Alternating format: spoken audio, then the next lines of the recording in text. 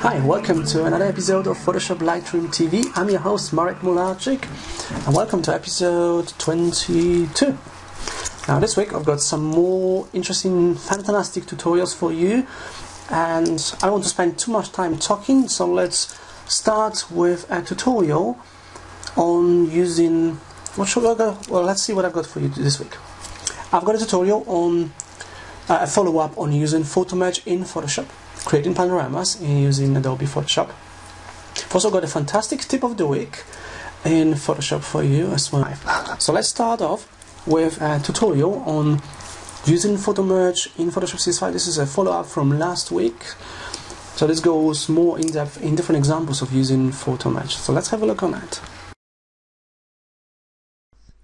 Okay, let's start with a tutorial in Photoshop. And I've got Mini Bridge open. This is a new panel in Photoshop CS5, so if you're using previous versions of Photoshop, you won't see it. So I'm going to select all these images here. I've got 3 images of the stadium. And I'm all selected.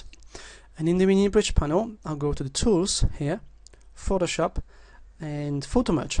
This will open these 3 images. I will merge them together into a panorama. Now this is a slightly different example from what we saw last time. I'm going to use auto and blend images together, and I'll just press OK, because this is an image of a stadium, and when I was taking these images I was standing inside of a stadium, as you can see on this particular image here, which makes it more difficult to put it all together because we have all sorts of distortions in the image. We're dealing with the perspective, we're not dealing with a simple panorama, a landscape on a series of photographs. This time we have different perspectives and different angles, and when it's finished putting all the images together, blending and aligning them, we're going to see the finished result. Now I can see it looks pretty bad. We've lost loads of color in the image, and even the if you look on this boy, his face looks unnatural. So let's try to do it once again. I'll go to the Tools in Mini Bridge, Photoshop, and Photo Merge. We'll open the same command with the same images selected. At this time, we're going to use cylindrical instead of auto for the layout. Okay. Now look at that. This is a completely different result. Now we'll be using the same image. Just one option checked in the Photo Merge command in Photoshop changed image a lot. Now this is before. This is the first example. And this is after. Completely different images. Now this, I would crop this image, so I would use the crop tool. I would remove all the values here by clicking on clear. Now just click and drag. I don't want to get any transparency. Now I can expand it a bit. Okay, this looks good. Okay, and I'll just accept it in the options bar, and that's my panorama. I'll jump into the full screen mode by pressing F twice. I'll press Ctrl R to remove the rulers, and then Ctrl 0 to zoom the image to fit in a window. And that's our panorama in Photoshop. Yeah, this was really easy, and I hope you enjoyed it. Let's get back to studio. Okay, I hope you enjoyed this tutorial in Photoshop. Now I've got another tutorial for you about using HDR Pro in Photoshop CS5 and how to use it to create different effects, because you can use it to take a set of images with different exposure setting and put them all together to create a whole high dynamic range effect, or you can also create very interesting surrealistic effects using Photoshop CS5. So let's have a look on it, and we'll be back in a few minutes. Hi, welcome. I'm Marek Mularczyk from scitraining.co.uk, one of the UK's leading specialists in Adobe certified training, and welcome to second part of our HDR video tutorial. In the previous part, I'll guide you through taking the 4 images, these 4 images here that I've got open in Mini Bridge, and creating an HDR image and HDR composite. Now I've changed one thing. I did it again, and I've converted it into 32-bit instead of 16-bit. So it gives him more power, more options. Because I want to show you one more options here before we jump into another example.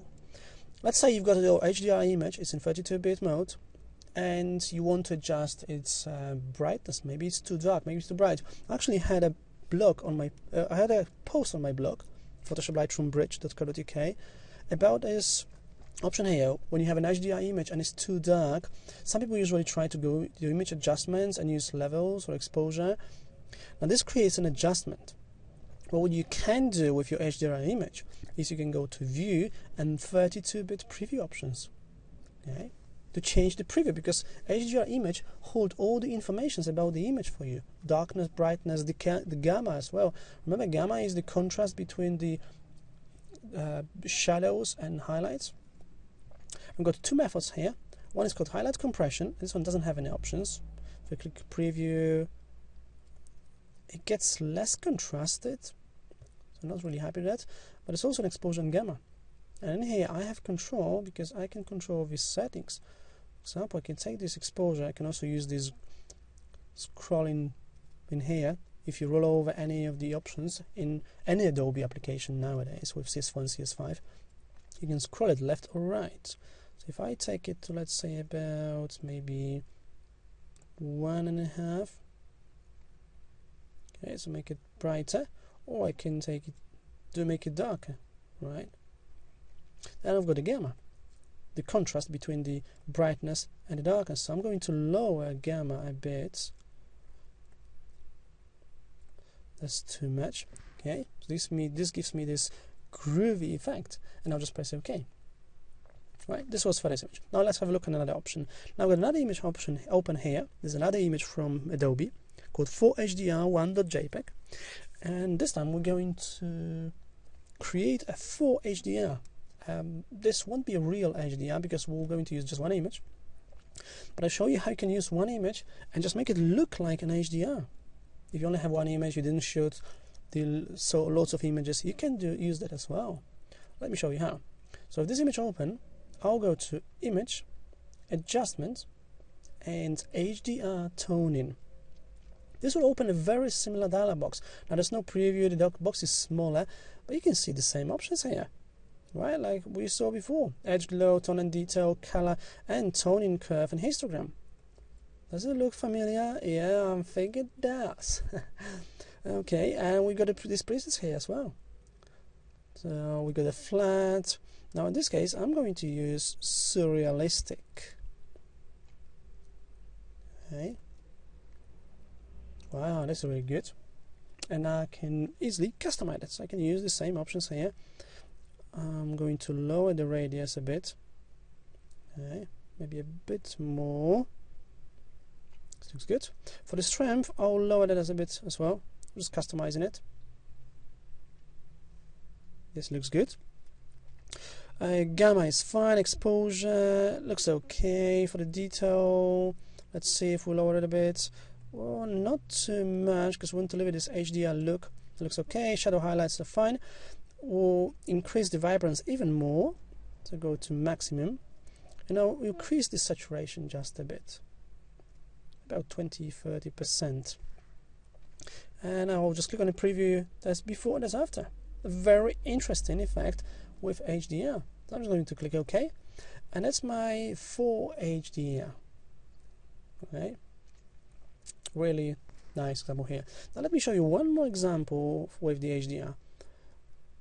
This time I'm going to use these PSD files.